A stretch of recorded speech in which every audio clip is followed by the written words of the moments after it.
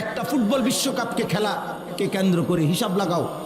কারো যদি বিবেক থাকে তুমি অনলাইনে সার্চ করে দেখো এখানে মদের আড্ডা চলবে কি পরিমাণ, অনলাইনে জুয়া খেলা হবে কি পরিমাণ, এবং জিনা ব্যভিচার নারীর অসৎ অবাধ মেলামেশা হবে কি পরিমাণ। তুমি খবর নাও,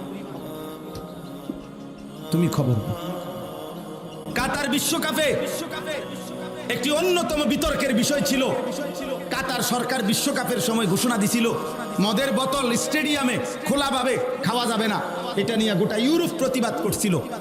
অর্থাৎ আলোচ্য বিষয় ছিল যে মদের বোতল কি ঘরের ভিতরে খাইবো না মাঠে খাইবো। জি জি, ব্রাজিল বিশ্বকাপের সময় ওনারা নিজেরা হিসাব দিছিল। ব্রাজিলের কিছু জনগণ প্রতিবাদ করছিল যে আমরা অল্প আয়ের দেশ, এত বড় বিশ্বকাপ আয়োজন করলে আমাদের আর্থিক লস হবে।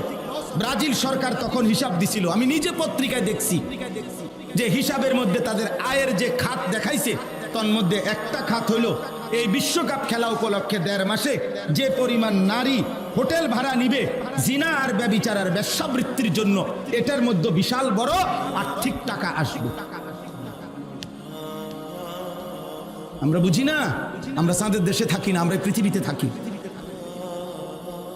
বলো আমার একটা ছেলে ভাই, বলো বিবেক যদি থাকে আমার ভাই, বলো ব্রাজিল আর্জেন্টিনার সাথে আমাদের দিন ধর্মের কোন সম্পর্ক আছে?